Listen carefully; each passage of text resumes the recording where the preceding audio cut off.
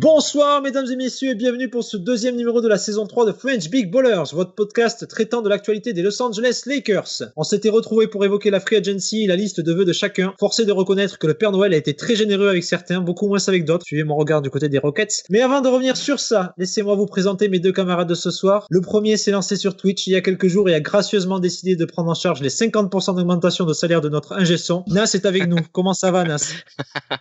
Salut Clément, salut Adri, salut tout le monde.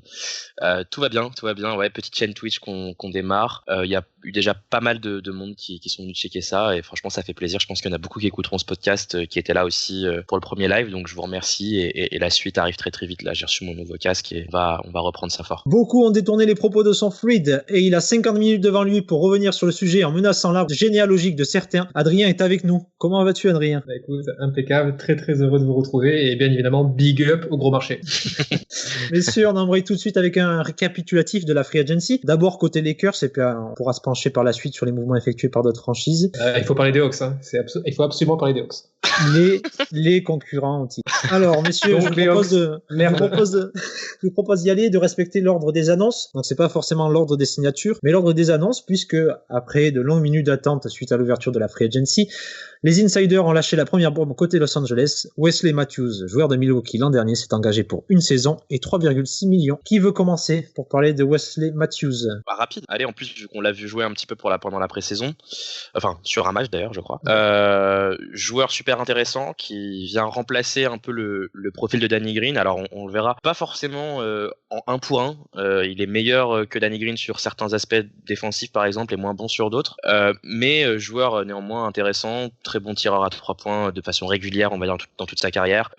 Plutôt combatif avec cet esprit championship aussi qu'on a envie de garder pour défendre justement notre titre. Donc bonne signature, un salaire qui en plus, moi je m'attendais pas à ce qu'on le signe pour si peu. Je pensais que d'autres franchises allaient jeter dessus et lui donner plus. Je sais pas s'il a eu beaucoup d'offres et s'il a choisi les Lakers parce qu'il voulait les Lakers. En tout cas, vraiment ravi de l'avoir dans notre squad. Et je pense que on le verra assez souvent même titulaire, je pense, de temps en temps. Adrien, t'avais évoqué il y a quelques semaines maintenant à l'annonce de l'arrivée de Dennis Schroeder et du départ donc de Danny Green et du futur départ de Rajon Rondo qui a donc signé aux Hawks.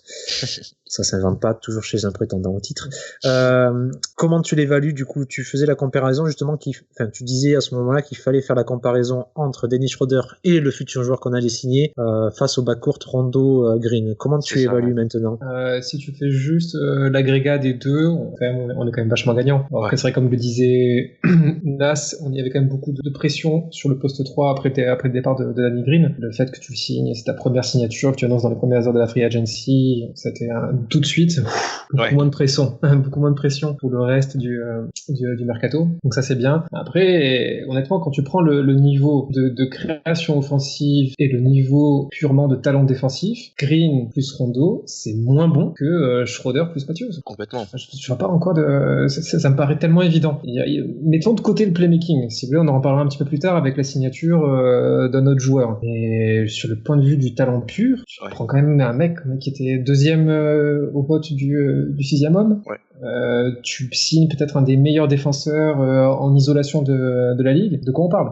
Ouais, complètement. On va en parler d'ailleurs de Wesley Matthews parce que c'est vrai qu'en comparaison à Danny Green qui a fait une excellente saison défensive, du moins statistiquement, il avait des stats avancées assez conséquentes, mais avec un profil défensif bien différent de Wesley Matthews. Et Wesley Matthews est théoriquement celui qui s'occupera des 2-3 longilignes qu'on affrontera. C'est bien ça, Adrien. C'est ça. C'est vraiment un changement de profil défensif. Danny Green, c'est surtout distingué dans la défense d'équipe et avec une visibilité de son impact, notamment dans les stats. Tout ce qui est déflexion de passe, tout ce qui est interception, contre, là-dessus il est très présent. Matthews sera pas dans ce registre-là, il sera vraiment par contre dans le fait de s'accaparer la principale menace offensive adverse. Et c'est là-dessus où on le verra. Ce que ne faisait pas vraiment Danny Green d'ailleurs. Ce que faisait plutôt Caruso d'ailleurs du coup en playoff. Ouais, Caruso pour les joueurs plus petits, et on voyait KCP s'essayer sur les 2-3 et généralement il se faisait casser la gueule. LeBron après. Et quand ça devenait vraiment sérieux, c'était LeBron qui devait se charger du poste 3 parce que KCP avait justement avait du mal sur ce rôle spécifique et on se souvenait qu'il s'était fait démonter par Kawhi d'entrée. Dès le début de la saison, il s'était fait démonter par Kawhi et tous ces 2-3 un peu longilignes Et Matthews, qui même s'il est relativement petit, arrive à encaisser. Voilà, il arrive à encaisser et tu parles de Kawhi a passé de sales soirées face à Matthews l'an dernier. Ouais. C'est ça. Ouais, c'est vrai. Donc tu dis qu'il pourra se charger du principal poste 2 et 3, je pense même que Matthews peut être efficace sur un poste 1. Ah oui, tu vois, selon les line-up, tu vois, le poste 1-3 en 1v1, il n'y a pas de problème pour lui. Donc là-dessus, ça nous change, on n'avait pas ça. On s'était tous dit, le problème de Danny Green, c'est vrai que quand tu le regardais, quand il était pris en ISO, il tenait pas vraiment le top player adverse. Ouais, et là maintenant, on a de quoi arrêter ce profil-là. Par contre, il va falloir qu'il se calme parce que en premier match de pré-saison, le mec il se jette sur des ballons qui sont par terre, alors que la fin de possession va être sifflée, tu sais. Mon Dieu. Mais tant mieux. Franchement, c'est comme tu vois, je parlais justement je faisais référence à cette action notamment quand je parlais de championship mindset. Tu vois, il faut qu'on a une équipe, on va le voir petit à petit en déroulant la free agency, qui s'est quand même un peu métamorphosée en passant d'une équipe avec un profil, on va dire rocailleux, enfin viril, défensif, vers aujourd'hui un profil plutôt offensif. Et justement, je trouve que c'est bien qu'un mec comme Matthews, qui lui soit un très bon défenseur de métier, en plus d'être un excellent spot-up shooter, je trouve ça bien qu'il ait justement cet état d'esprit un peu, voilà, je parlais de rugueux, tu vois, un peu comme Danny Green d'une certaine manière, mais avec une efficacité et plutôt un secteur de jeu un peu différent en termes de défense. Donc moi, c'est ce qui me plaît beaucoup dans la signature de Matthews, c'est que on n'a pas signé une fiotte, quoi. Tu vois, pareil, on perd Bradley, tu vois, et Bradley et Green, c'est deux joueurs un peu comme ça qui aimait bien l'électricité, tu vois, la tension, les possessions défensives un peu disputées, et un mec comme Matthews, je trouve ça cool qu'on l'ait récupéré pour pallier à la perte des deux autres, quoi. Ouais, tu parlais de spot-up, d'ailleurs, c'est Wesley Matthews qui a de meilleurs stats que Danny Green. Danny Green a marqué 1,08 points, point par possession, et Wesley Matthews a un total légèrement supérieur, c'est pareil pour Schroeder. Ouais. Donc, dans ce sens, voilà, c'est vrai qu'on y gagne quand même au niveau du shoot sur cette free agency, mais on va y revenir. Mais si on passe à la deuxième signature. Juste vite fait, après on finit sur Matthews. Et puis une régularité quand même derrière la ligne à 3 points qui a quand même beaucoup manqué à Danny Green, il faut appeler un chat, et qui a priori ne sera pas la même avec Matthews. Il a l'air d'être quand même plus déjà je voyais un peu son bilan en carrière, et il a pas d'année où il s'écroule réellement à 3 points. Il a peut-être pas fait des totaux aussi violents, aussi bons que ceux de Green quand Green était à son pic de son shoot à 3 points, mais en tout cas il a gardé cette régularité pendant toute sa carrière. Ouais, on va en reparler de toute façon de Matthews un peu plus tard dans la soirée, puisqu'on essaiera de voir quel 5 aligné sur le terrain. Mais si on passe à la deuxième signature, et c'était la re-signature de Dwight. Excusez-moi. Donc Dwight a signé aux Sixers, et grosse surprise côté Los Angeles, puisqu'on commençait à paniquer, puisque Dwight avait changé d'avis. Ouais. Et c'est Rich Paul qui a réussi à caser un de ses nouveaux gamins en pension. Donc on attendait Serge Ibaka ou Danilo Gallinari, qui, rappelons-le, avait déclaré préférer le titre à l'argent, comme il voilà. Et donc c'est exactement ce qu'il a fait en signant plus de 60 millions sur 3 ans à Atlanta. Voilà. Tout ça pour dire que finalement, c'est Montrezl Harrell qui change de vestiaire. Et donc, l'intérieur des Clippers s'est engagé pour 2 ans avec une player option, et pour un montant de 9,3 millions de dollars. C'est la full mid-level exception, pardon. Ouais. Messieurs, Montrezl Harrell qui sort de PO, de playoff, très critiquable. Et donc, je vous pose la question tout de suite, puisque ça a été le premier argument et la première réaction des gens, généralement. Montrezl Harrell est-il si mauvais en défense, et va-t-il ne rien apporter aux Lakers? Déjà, la réponse que j'ai à donner à ça, c'est d'abord, on ne signe pas Montrezl Harrell pour les playoffs. Avant tout, on le signe pour la saison régulière. On disait qu'avec Schroeder, on avait eu le deuxième au vote du meilleur 6e homme. Là, on a carrément signé le meilleur 6e homme de la saison passée. C'est une récompense, on le sait tous, c'est juste de la production statistique. En gros, c'est la récompense du gars qui produit le plus en sortie de banc. Point barre. Bon, mais c'est ce qu'on te demande. Dans une année où il faut reposer tout l'effectif qui vient de gagner le titre, tu veux avoir des points et un impact offensif immédiat. Voilà, ton tact, Montrezl Harrell, ça sera son rôle principal. S'il maintient son niveau de productivité et son niveau d'efficacité qu'il a eu aux Clippers, il rentabilisera largement ces 9 millions. Après, pour les playoffs, on verra. Mais je pense qu'au niveau des postes 4 et 5, on a déjà le personnel en place et signé pour nous assurer le même niveau sportif que celui de l'an passé. Du coup, Nas, est-ce que tu peux rajouter sur Montrezl Harrell, à ton avis, sur cette signature? Moi, de mon côté, un peu pareil qu'Adri, c'est vraiment un joueur qui va nous aider en saison régulière. On le disait l'année dernière, on avait un gros problème de production offensive quand LeBron était plus sur le parquet, et qu'Anthony Davis peinait un petit peu en termes d'inspiration, en termes d'efficacité sur son tir, tu vois.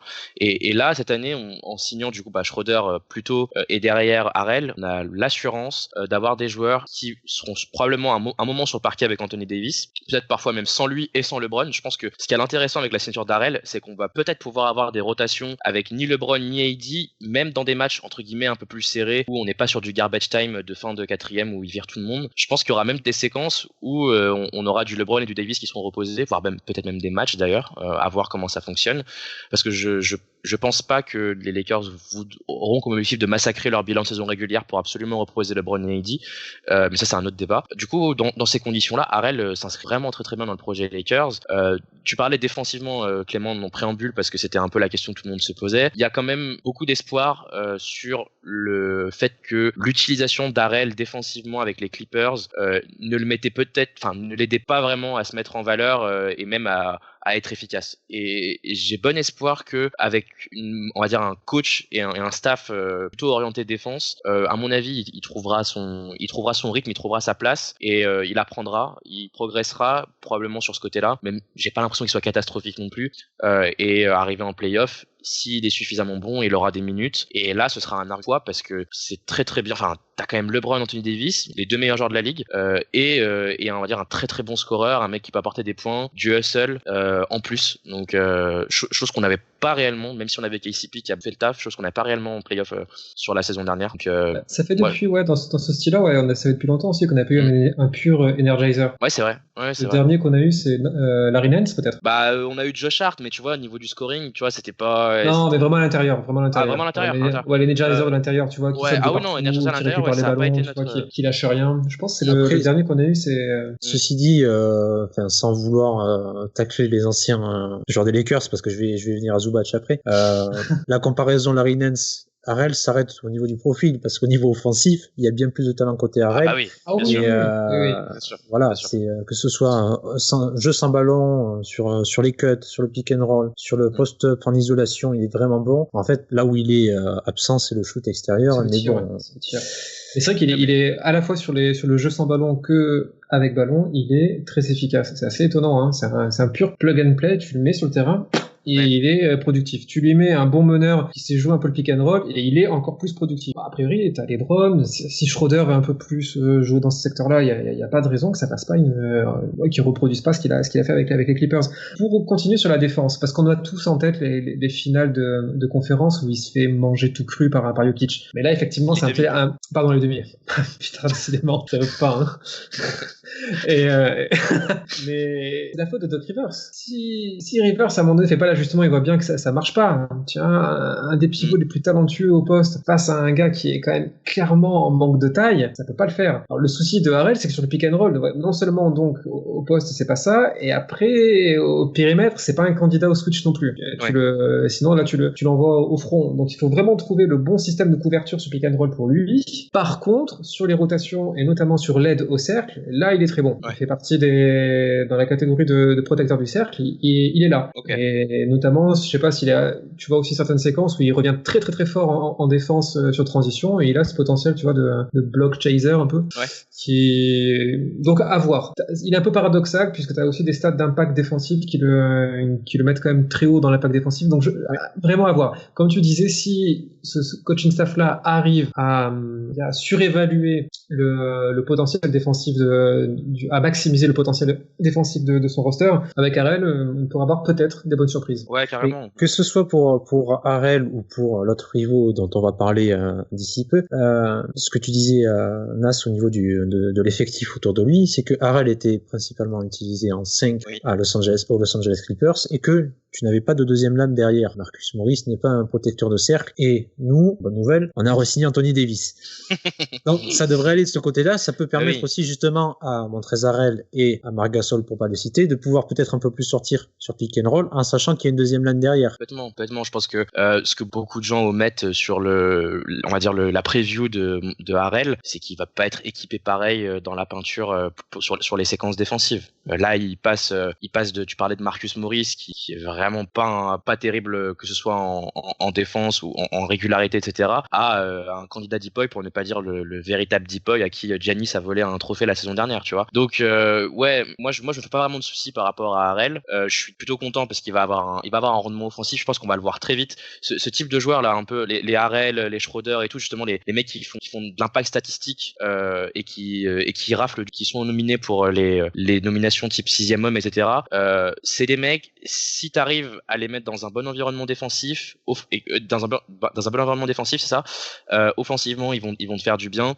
Et moi, j'ai hâte de d'en voir un peu plus en saison régulière, de toute manière. Ouais, et puis l'état d'esprit devrait pas poser de problème avec un joueur de type Harrell, tu vois. Oui, attends, il est pote avec LeBron, il est client de Rich Paul. Oubliez pas un truc, dans la foule MLE qu'on balance sur Harrell, on récupère quand même le joueur qui a foutu la merde aux Clippers. Et ça, c'est quand même beau, tu vois. Ça vaut quand même son pesant d'or. Je sais pas si c'est lui qui a fait super merde. Attendez, c'est Montrezl Harrell ou Kawhi Leonard qu'on a signé?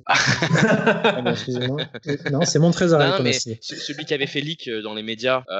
Oui, d'accord, mais tous les problèmes de vestiaire. Ouais, lui, Lou Williams, il y avait qui? Il y avait Pat Beverley. Et bizarrement, les deux se sont retrouvés dans les rumeurs de transfert. Lou Williams et Pat Beverley.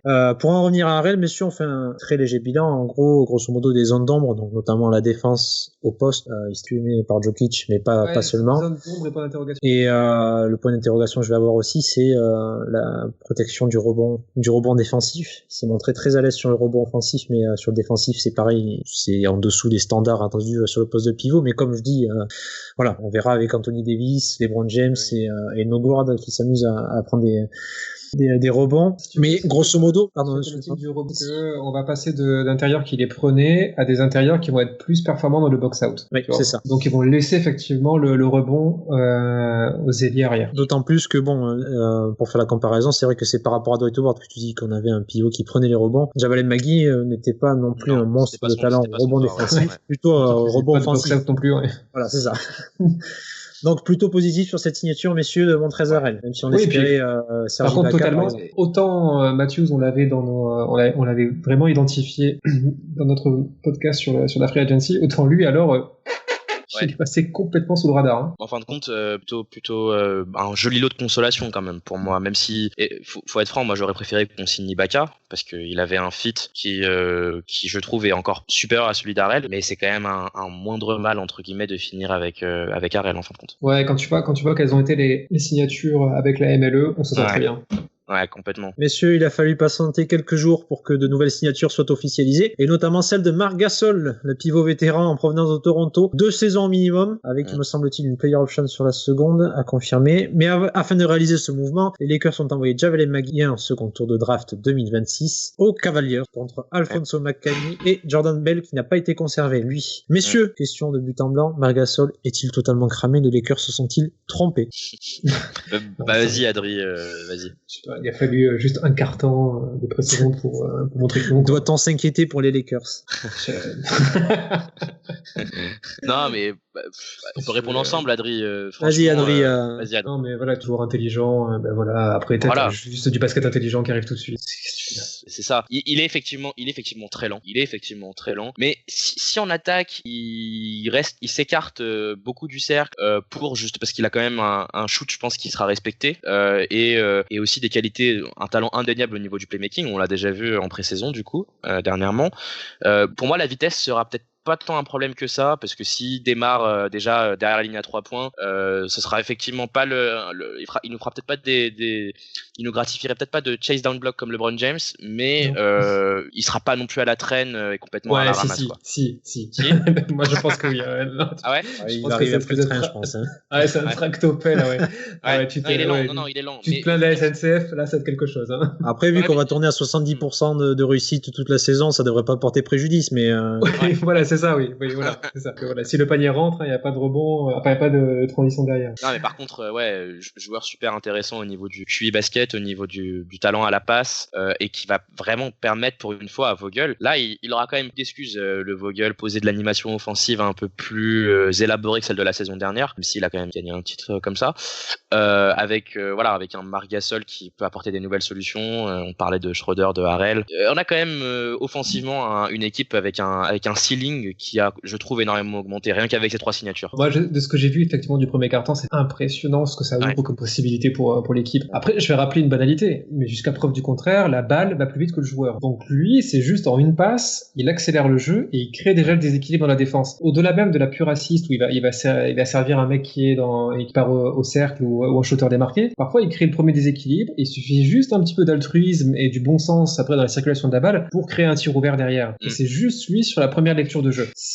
Ça va nous changer la vie. C'est super valuable comparé à ce que pouvaient nous proposer Howard et Maggie à ce sujet-là, c'est-à-dire le néant. Là, c'était le néant. Ouais, là, tu passes du néant à quelqu'un qui est vraiment, vraiment super intelligent, quoi. Qui sent et j'en te dire, même par rapport à Rondo, parce que parfois, Rondo, t'avais l'impression qu'il y avait vraiment quand même ce côté de je ralentis le jeu, dribble. Lui, il récupère, il attend le premier mouvement, boum, ça part, tu vois. C'est vrai. Donc, il met pas 36 ans, tu vois, avant de déclencher l'action. Et aussi, un truc intéressant, c'est que quand il va récupérer cette balle-là, en tête de raquette, déjà lui à l'extérieur, t'as juste, tu vois, t'as déjà le spacing qui est déjà assuré, il suffit un peu de 2 mouvements coordonnés sur les ailes, et c'est bon, quoi. T'as l'accès au cercle qui est dégagé, t'as un mec qui peut revenir pour avoir un tir ouvert aussi à 3 points, enfin, il y a énormément de possibilités, et il suffit d'un tout petit peu d'imagination, mais pas trop non plus, de la part de Vogel pour avoir un playset efficace, et qui nous assurera un peu plus d'efficacité sur jeu sur demi-terrain. C'est exactement ce que t'as dit, Adrien, ça s'est passé comme ça pendant le premier quart-temps, c'est 2 pin-down de chaque côté, le joueur vient couper vers le cercle, et si ça passe pas, il y a le shooter qui ressort, des end-off dans tous les sens. C'était basique, mais tellement efficace quand il avait la balle dans les mains, parce que comme vous le dites, Marc Gasol, c'est de l'intelligence de jeu. Il est capable d'aller punir un mismatch si jamais ça switch, de récupérer une position sous poste bas, de pouvoir écarter avec un tir à 3 points, donc il en a tenté un, mais bon, on verra quand ce sera LeBron qui voudra faire du pick and pop ou compagnie. On n'a jamais eu un intérieur comme ça. On n'a jamais eu un intérieur qui, au niveau de la passe, peut faire à ce point toutes les lectures possibles. On a eu son frère quand même. Mais même son frère, c'était moins impressionnant que ça. Tu vois, dans cette espèce de nonchalance juste avec son bras là, tu vois, te faire boum, une bounce pass vers le mec qui cut vers le panier. Enfin, c'est il les a rendus fous.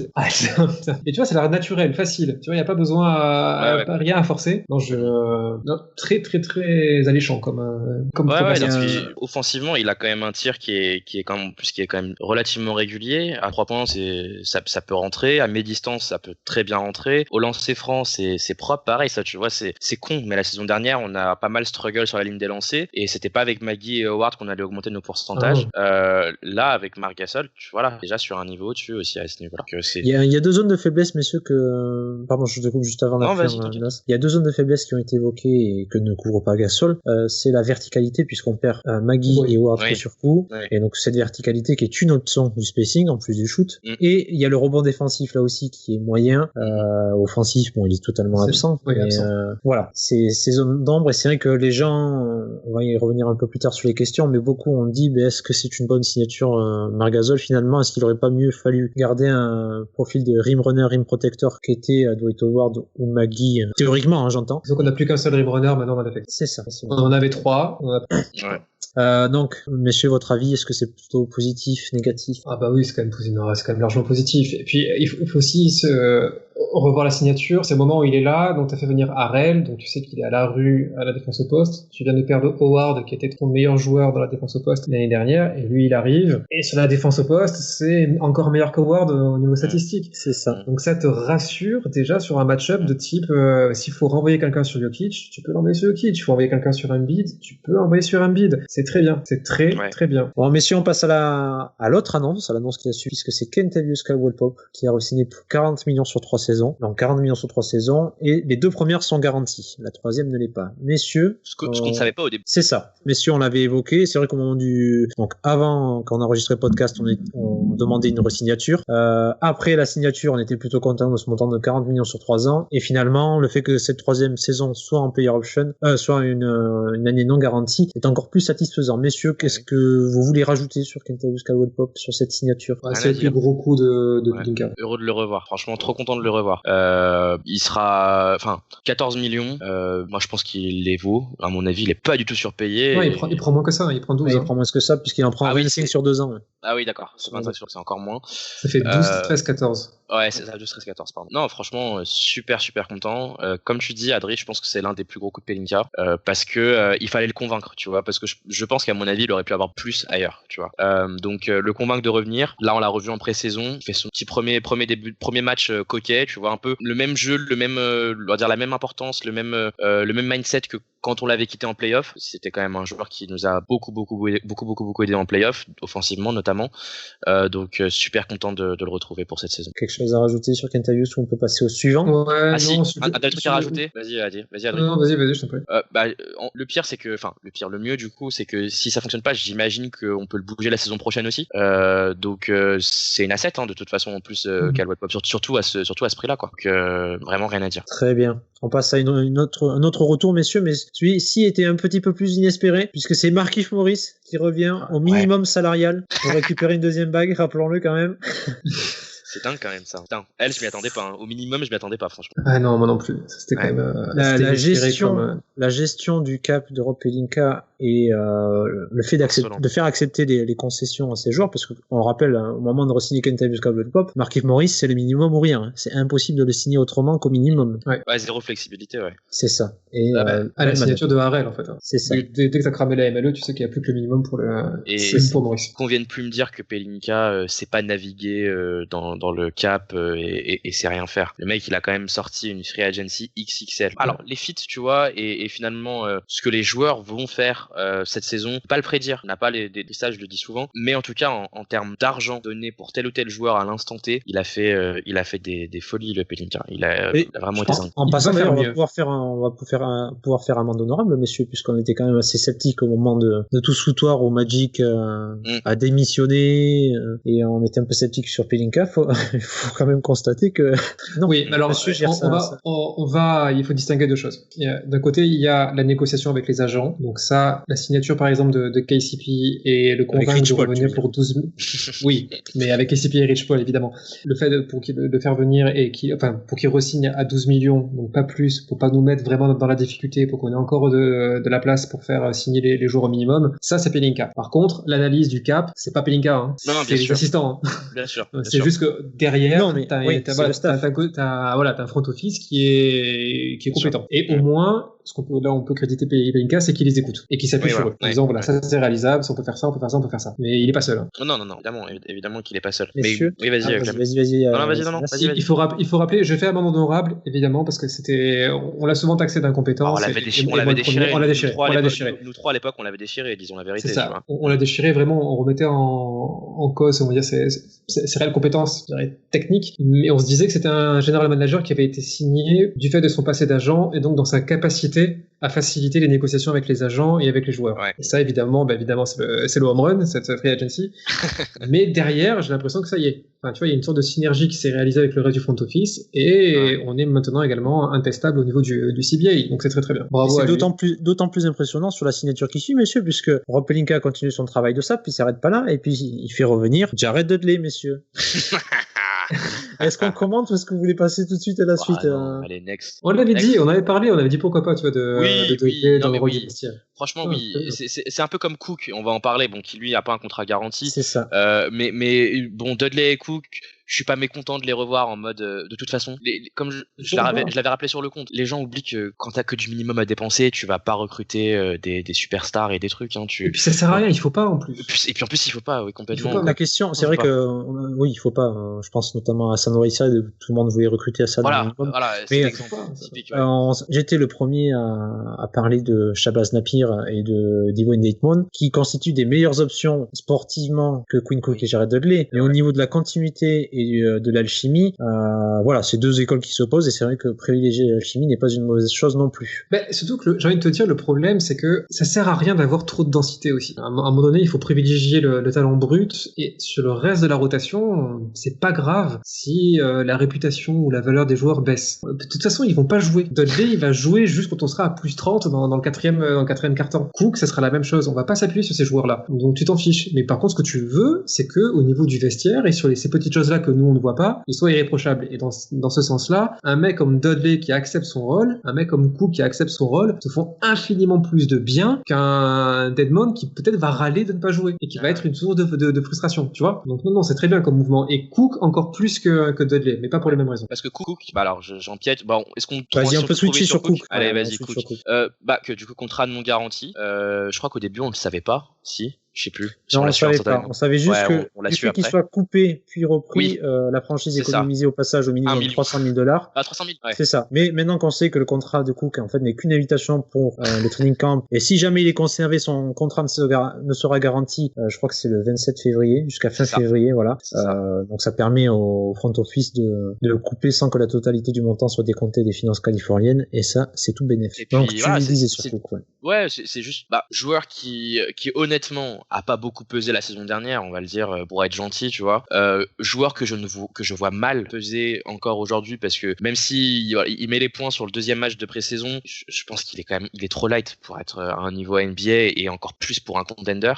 Donc voilà, Cook, son avantage c'est qu'avec son contrat, il pourra être coupé à tout moment, notamment puisque là du coup j'embraye un peu, ça me permet de faire une transition parfaite avec ce que disait Adrien tout à l'heure. Pourquoi en fait s'embarquer avec un roster bourré de talent dès le début sur toutes les postes de la rotation, sur les 15 ou sur les 14 ou sur les 15 personnes de la rotation, quand tu vas avoir des buyouts qui vont se débloquer dans l'année et qui vont te permettre de pallier très spécifiquement à des problèmes que tu auras identifiés tout au long de la saison. Tu vois, l'avantage d'un mec comme Cook, c'est que demain, si on sait qu'on a des gros struggles pendant la saison sur un aspect du jeu en particulier, un peu comme ce qu'on a fait avec Markieff Morris la saison dernière, on pourra trouver derrière un joueur, potentiellement, c'est pas dit, mais on a eu la bonne étoile Markieff Morris, pourquoi pas la saison prochaine, de pouvoir justement avoir cette flexibilité en termes du roster, de pouvoir virer quelqu'un à tout moment, et le premier qui sautera dans ces conditions, ce sera Cook, tu vois. Que voilà. Si tu veux, on a déjà en playoff, on a une rotation à 8 et demi. Ouais, allez, grave. Tu vois, voire 9. Ouais. On n'a pas besoin de plus. Et déjà là, si tu regardes le roster que l'on a, on a 10, 11 joueurs qui pourraient prétendre à jouer. C'est déjà trop. Donc c'est pas grave si le joueur 12, 13 et 14 ne sont pas au niveau des autres. C'est pas grave. Non, et puis en plus... Non, et moi, ce qui m'intéressait par rapport à Cook, c'est la communication derrière. C'est ça, surtout. Je voulais te dire, c'est que la manière dont Cook, après, s'est exprimé dans les médias en disant que la franchise avait fait preuve de classe avec lui. Ouais. Et tu vois, alors que t'as des franchises pas très loin de chez toi, qui prolongent en faisant des grandes déclarations d'amour la franchise player pour après les dégager 6 mois plus tard dans le Michigan, toi, tu traites avec classe le dernier joueur de ta rotation. Et c'est ça qui fait la différence de la culture d'organisation à un moment donné. Ouais, je suis d'accord avec toi.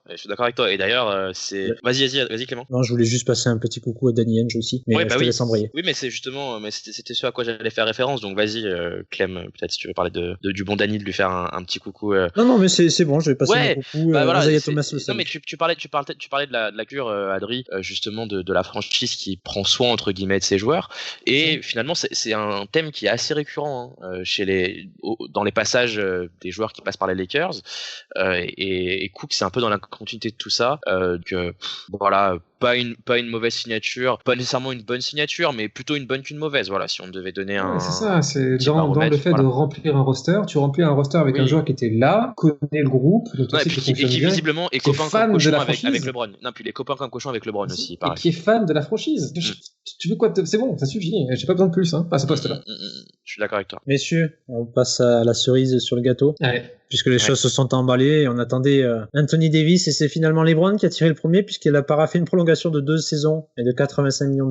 Ouais, c'est vrai. Et enfin, la nouvelle tant attendue du retour d'Anthony Davis est tombée. On pensait à un 2+1 qui était largement évoqué dans la presse, et finalement ce sera 5 ans de contrat maximum pour Anthony Davis. Ouais, ça c'est 2 choses inattendues pour moi. J'attendais pas du tout ça. Le 5 ans, moi je m'attendais pas. Qui veut commencer? Vas-y, Adrien. Mais moi, alors je vais commencer par la signature de Davis, plus que celle de LeBron, puisque on va dire que les deux sont liés. LeBron a dû vouloir un peu oublier son avenir un peu plus longtemps avec celui de AD, mais ça faisait depuis assez longtemps qu'on n'avait pas eu une superstar dans son prime qui prolongeait pour plus de 2 ans. Là, ça fait quoi? C'est sur un peu une séquence de 3-4 ans où les joueurs accumulaient les 2+1 ou le 1+1, tu vois. Ce qu'avait fait LeBron à Cleveland, ce qu'avait fait aussi KD aux Warriors, Kawhi, tout ça, tu vois. Donc là, non. On a un joueur dans son prime qui s'engage largement dans la durée avec les Los Angeles Lakers, et c'est waouh. Waouh, merci AD. Merci, Ouais, on va pouvoir profiter de lui pendant encore 4 ans, je pense. Donc c'est très bien, très bien. Puis il arrive vraiment dans son prime. Voilà, là, on récupère le AD qui est affûté et qui va jouer son meilleur basket aux Lakers. C'est ça. Donc, franchement, super cool. Il prend pas en plus le super max, fou malade. Donc il nous fait économiser un billet en passant parce que avec ce long contrat, il décline l'option. C'était 2+1, c'est ça, 2+1 pour récupérer le gros contrat ensuite sur une extension, c'est ça. Ouais. Ouais, donc il s'assoit sur quelques millions. Il le fait pas parce qu'il aime les Lakers et pour les beaux yeux de Jenny Buss. Il le fait, je pense aussi parce que déjà c'est pas n'importe quoi pour une star de t'engager aux Lakers dans le marché, l'énorme titanesque, gigantesque marché des Lakers. Et il le fait aussi parce que c'est un joueur, on le sait, qui a eu des problèmes, même des petits pépins physiques tout dans le passé. Donc tu t'assures 5 ans bien payé dans la franchise avec gros rayonnement de la NBA, qu'elle soit au top ou qu'elle soit au plus bas. Donc voilà, on va dire échange de bons procédés, donnant, tout le monde est content.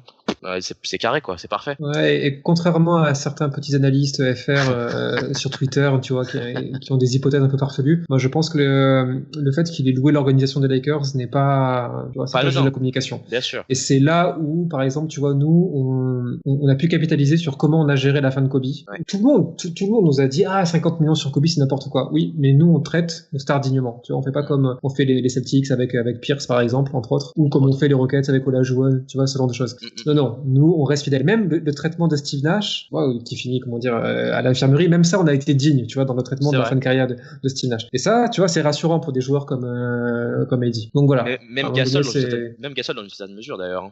À une époque, je crois qu'on le re-signe 1 an, alors qu'on aurait pu l'échanger contre des cacahuètes, contre du pic et je sais plus quoi. Je crois qu'il y a eu ça avec Pau Gasol, non? Oui, même en 2014, on lui propose une prolongation de contrat. Voilà, avant, c'est ça. Il préfère aller à Chicago, mais même là, mais à ce moment-là, on lui propose quelque chose, tu vois. Ouais. Et quelque chose de conséquent, le contrat. Complètement. Donc non, mais oui, à mon avis, c'est symptomatique de la franchise, de ce qu'elle représente, et c'est pas un hasard. Moi, je dis, c'est pas un hasard si Anthony Davis re-signe pour 5 ans avec les Lakers. C'est pas un hasard non plus si LeBron continue l'aventure pour lier son destin avec AD. Moi, je suis très content de continuer avec nos deux tontons qui ont été juste incroyables la saison dernière.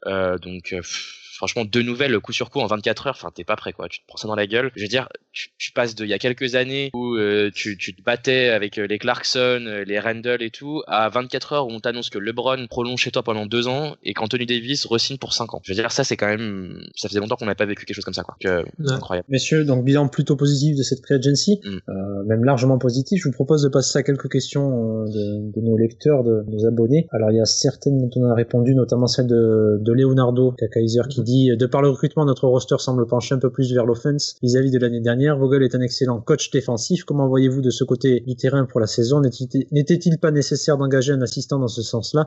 On y a vraiment un peu répondu, Adrien, de ce côté-là, en apportant plusieurs solutions offensives comme Schroeder et Harrell. En fait, oui, c'est ça, mais c'est pas tant un gros déséquilibre entre la défense et l'attaque, plutôt que un changement au sein de l'attaque et au sein de la défense. C'est plutôt dans ça qui va bouger. Tu vois, il y a clairement, c'est sûr, voilà, il y a des secteurs qu'on va abandonner en attaque. On l'a dit, le rebond offensif, le fait de jouer sur le spacing vertical, ça, on va moins jouer là-dessus. Peut-être même la transition sera un peu moins performant, puisque sur les spécialistes même de la transition, finalement, maintenant, c'est plus les arrières qui le seront que les intérieurs à part AD. C'est ça qui va plutôt bouger. Avec un jeu peut-être un peu plus léché sur demi-terrain, avec des joueurs aussi qui seront un peu plus étincelants et qui vont pas tout attendre de LeBron James, alors que c'était un petit peu le cas cette année. Et en défense, c'est la même chose. À mon avis, on va garder un petit peu la même mentalité, mais peut-être avec plus de la défense en 1v1, plus resserré, on va peut-être plus lâcher aussi de rebonds défensifs, mais grosso modo, c'est pas on abandonne la défense et on met tout en attaque. Non, c'est juste on change des micro-ajustements à l'intérieur des deux secteurs. On l'a évoqué un petit peu aussi, il y a une autre question sur le poste 5, puisque Octa nous demande si malgré la venue de Montrez et de Gasol, n'aurions-nous pas dû tenter de garder au moins Dwight Howard, qui est à son sens bien meilleur en défense. On y a un peu répondu dans ce sens-là. C'est vrai que Dwight Howard avait quand même des limites défensives, même s'il apportait de la protection de cercle et était très bon au poste. Comme tu l'as dit, Adrien, au niveau de cette défense au poste, on a Marc Gasol qui va pouvoir compenser et on a toujours Anthony Davis. Mais oui, complètement. Rappelons que Howard n'est pas un facteur décisif en finale. Non, bien sûr que non. D'ailleurs, il a été en finale de conférence. Il a été, c'est ça. Il a été face à Jokic quasi. D'ailleurs, donc, je veux dire, moi, pour un petit peu rebondir sur ce que tu disais, Adri, sur notamment les petits ajustements qu'on va faire pour cette saison. Moi, je pense que Vogel a eu des garanties sur le fait qu'on puisse jouer aussi petit. Il l'a vu notamment face aux Rockets, où tout le monde s'attendait à ce que justement il nous fasse souffrir parce qu'on avait un ni grand ni petit. On était une équipe un peu hybride. On savait pas trop si on était grand ou si on était petit. J'entends même avec un AD en 5. À ce moment-là, c'était petit sans être petit. Je pense qu'il a eu des garanties sur le fait que un petit duo Markieff AD de temps en temps sur certaines minutes dans la peinture, ça peut être suffisant. Voilà. Ça sera pas incroyable en défense, mais ce sera suffisant. Donc je pense en fait qu'on verra juste des rotations un peu différentes de la saison dernière. Avec du coup, tu parlais d'ajustement, voilà, quelques modifications dans le jeu, mais c'est pas pour autant qu'on sera à la rue défensivement et très bon offensivement. À mon avis, je pense que au contraire, à mon avis, les playoffs ont permis à Vogel d'avoir beaucoup de certitude sur des choses qu'il peut tenter. Pelinka, lui de son côté, a re-signé des joueurs qui ont quand même été clés dans ces playoffs. Dwight a été relativement un joueur clé, notamment face à Jokic. Markieff Morris, lui, il a été super intéressant pendant tous les playoffs, que ce soit face aux Rockets ou même en finale. Ouais, vas-y, continue. Je regardais, justement, c'est bien parce que je regardais les différences de stats entre Morris et Howard. Morris, il joue 100 minutes de plus qu'Howard pendant les playoffs. Bien sûr. Donc, les gens ne se rendent pas compte que la re-signature de Markieff Morris était autrement plus essentielle et urgente que celle de Dwight Howard. Mais oui, complètement. Et d'ailleurs, Howard qui joue lui, alors Morris qui a 100 minutes de plus que Howard qui ce dernier joue 2 fois plus que McGee. Donc McGee, on en a carrément pas entendu parler de tous les playoffs, quoi, tu vois. Donc c'est pour ça que c'était à prendre avec des pincettes, notamment quand on a signé Gasol et Harrell. Certains ont dit que voilà, la défense des deux joueurs serait trop préjudiciable pour qu'ils soient alignés en playoff. Et on a déjà fait sans nos deux pivots. Je veux dire, c'était déjà le cas. On a quand même gagné le titre. Bon, voilà. Je suis d'accord avec toi. Messieurs, je switch sur une autre question. Donc il y a 2 auditeurs qui se rejoignent qui en fait voilà, donc, comment on fait si quelqu'un se blesse dans l'effectif? Je trouve qu'on n'a pas une profondeur incroyable, et un autre qui réagit en disant voilà, l'effectif est moins profond et qualitatif que l'année dernière et il pense qu'on ne s'est pas renforcé. Est-ce que vous avez votre avis semble clair sur ce sujet? Ouais, non mais après tout dépend qui se blesse. Évidemment que si tu perds ou LeBron ou AD, bon, surtout AD là en l'occurrence, ouais. Non mais même LeBron, tu perds LeBron, oui. C'est la fin de tes chances de titre concrètement. Complètement. Par rapport à qui est en face dans cette ligue, c'est foutu. Après sur les joueurs qui sont derrière, il faudrait voir. Mais non, j'ai pas l'impression qu'on soit à la merci. On l'a dit, on a déjà une rotation de 10-11 joueurs. Je dis 11 parce que il y a le petit Horton Tucker qui vient d'émerger récemment, donc il faudra peut-être l'inclure. Et 11 c'est déjà trop. Donc à la limite, tu aurais peut-être même besoin d'un blessé pour que tout le monde puisse jouer tout au long de la saison. Non, c'est pas une source d'inquiétude. On a un roster super profond pour répondre à la question et probablement le plus profond de la ligue. Franchement, à ce niveau-là, moi je trouve qu'on est au top. J'allais vous poser la question, est-ce que vous verriez une cible supplémentaire ajoutée à ce roster, que ce soit maintenant ou en tant que free agent ou via un buyout vers le mois de février, vers la deadline? Là, a priori, j'en sais rien. Tant que tu vois pas l'équipe tourner réellement en saison régulière, c'est compliqué. Ouais, comme je disais plus tôt, ces buyouts, ils arrivent vraiment pour pallier le plus possible à un point faible que tu identifies pendant la saison régulière. Là, actuellement, on a vu 2 matchs de pré-saison sans LeBron et sans AD qui se sont bien déroulés, qu'on va attendre d'avancer un peu plus dans la saison pour se décider. Je rebondis sur une question de Geoff Son of Anarchy qui demande si le load management pour nos 2 stars est-il probable sur les 15 premiers matchs. Comme tu le dis, les 2 ont raté les 2 premiers matchs de pré-saison. Ils seront amenés à être ménagés, que ce soit en termes de temps de jeu, voire peut-être de match. Est-ce que vous voyez vraiment une grosse série sans LeBron et AD? Non, Vogel l'a dit. Que le problème, une de ses problématiques pour la saison à venir, c'est de trouver cet équilibre entre ménager les joueurs qui viennent de sortir du titre et le fait de gagner des matchs. Donc on va pas quand même tout sacrifier. S'il y a besoin de gagner des matchs, ils joueront. Point. Si tu arrives à gagner les matchs facilement, donc et les maintenir en dessous de 30 minutes, tant mieux. Mais non, on fera pas comme on fait les voisins avec. Voilà, c'est ça la question exactement. On fera pas comme. Déjà, c'est pas dans la mentalité de base de LeBron de faire ça. C'est pas dans la mentalité de LeBron de faire ça, et c'est pas dans la mentalité des Lakers, puisque là en plus on a eu un article, on va dire assez violent, expliquant la réalité des privilèges dont ont bénéficié Kawhi et Paul George chez notre voisin californien. C'est pas du tout dans la mentalité des Lakers de faire des immenses exceptions pour leurs superstars à ce niveau-là en termes d'avantages, que ce soit en dehors du parquet, même dans la gestion, on va dire, humaine de la saison, etc., et physique de la saison. Donc non, moi j'ai pas d'inquiétude par rapport à ça. Petite dernière question, puisque je pense qu'on gardera la question sur le 5 majeur et la preview sur la conférence Ouest pour un prochain numéro, messieurs. Ouais. Dernière question, tu l'as dit Adrien tout à l'heure. Quel rôle pour Talen Horton-Tucker, nous demande Dr Biggie. Alors, c'est très compliqué ça comme question.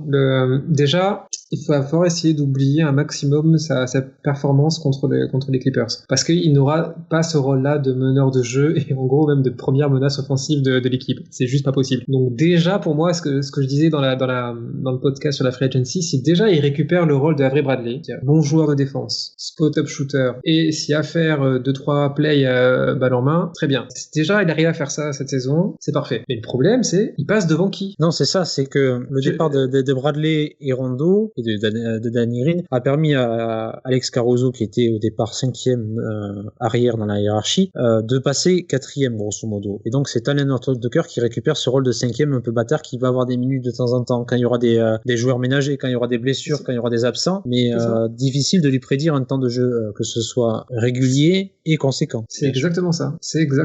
On peut pas, il est derrière dans l'hiérarchie. C'est normal. Avec quand même le point d'interrogation des minutes de Kuzma, si Kuzma ne progresse pas cette saison. Il ne progressera pas cette saison. Oui, à mon avis, si Horton-Tucker arrive à grapper des minutes, vous parlez tout à l'heure de blessures, si Horton-Tucker commence, parce que les Lakers, c'est une franchise, t'as le spotlight sur toi en permanence. Si Talen Horton-Tucker enchaîne 2-3 très bonnes performances plutôt à cause de pertes et de problèmes d'infirmerie, il pourra aussi gratter des minutes à Kuzma, parce que il a peut-être pas la taille de Kuzma, mais le même poste.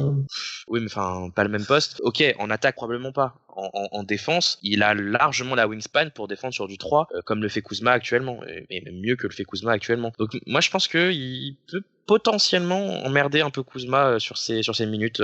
Il faudra évidemment beaucoup de concours de circonstances, mais ça pourrait être une possibilité. On verra, je pense, on verra sur cette pré-saison. Finalement, c'est vrai que Talen Horton-Tucker sort 2 bons matchs.